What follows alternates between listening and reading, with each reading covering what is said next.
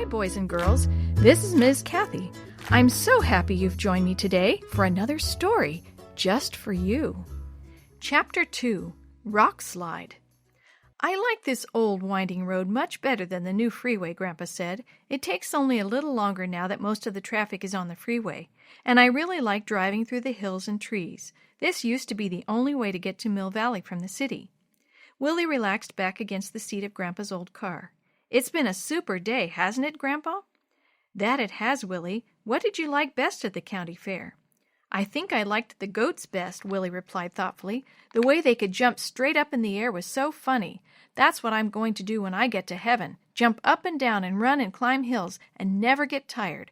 I really liked the cotton candy, too. I thought food would come into it somewhere, Grandpa said with a chuckle. You ate almost everything at the fair. Willie's eyes sparkled as he patted his stomach. Well, there were lots of things to try. I've never tasted anything called an elephant ear before, have you? I got sugar all over me, but it was yummy. Grandpa smiled and Willie went on. Another thing I liked was the radio booth. Did you know that Chris and I are learning the Morse code?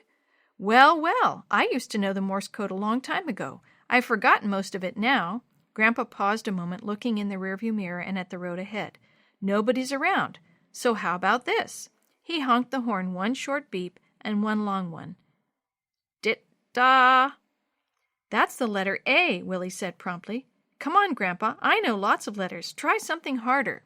For a while, Grandpa honked simple words slowly on the horn for Willie. Finally, Willie grew tired of the game. How about let's sing?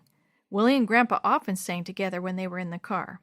Well, let's see. We sang most all the songs you sing in the shoebox this morning. How about some songs from when I was your age? Grandpa asked. Before long, Willie was laughing and trying to sing along to Grandpa's old songs. Look way down there, Willie, Grandpa said as he drove around a sharp curve. See that river down at the bottom of the canyon? I'll bet there's a lot of fish down there. Yeah, it looks like a zillion miles down, though. If my wheelchair started rolling down, I bet I'd break some speed records. Willie glanced into the back seat at his chair.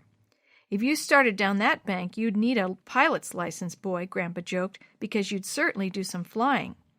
Willie watched out his window as they drove along. Every new turn took them higher up the mountain. 20 minutes later, Grandpa pulled the car over and stopped. Just look at that view, Willie. We're on top of the world. It's all downhill to home now. Willie pointed to a dark spot in the distance. Is that Mill Valley? It looks so tiny. That's part of Mill Valley, Grandpa agreed.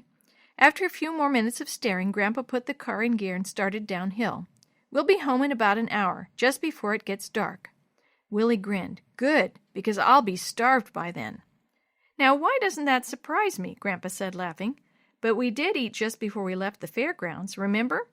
Willie just grinned and started reading the road signs out loud.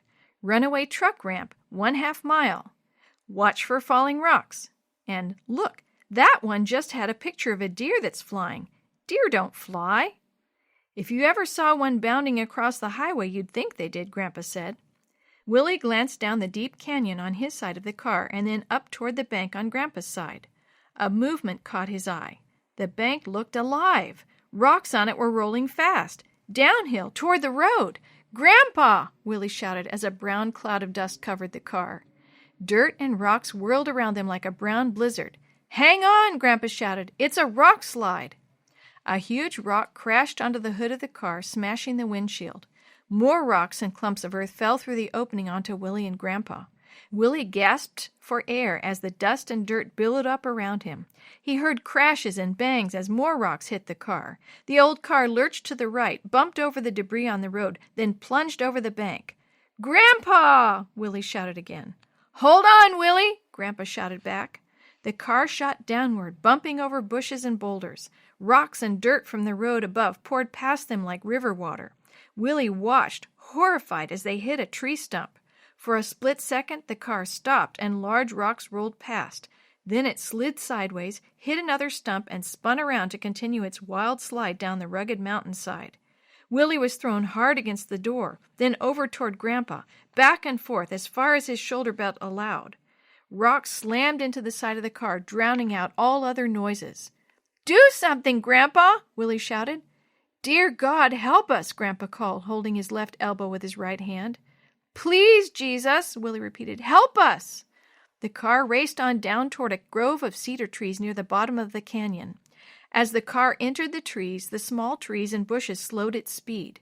Suddenly, the car's front end drove right up over a tall bush and came to rest with the front bumper partway up the side of a big tree. For a minute more, Willie heard only the roar of rocks still rolling down the steep mountainside. Then everything was silent. Willie coughed and put his hand on his head. "I don't like that ride very much, Grandpa," Willie said in a small, quiet voice.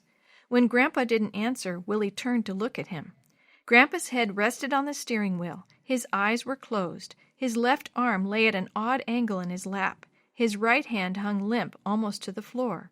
"Grandpa?" Willie's throat felt tight, and he could hardly breathe. "Grandpa? Grandpa!"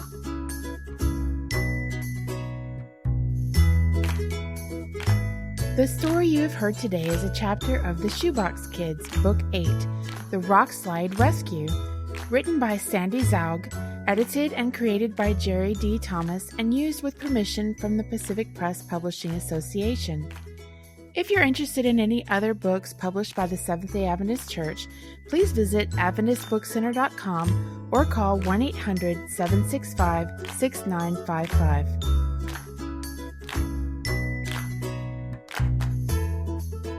This podcast is a production of the Carolina Conference of the Seventh-day Adventist Church.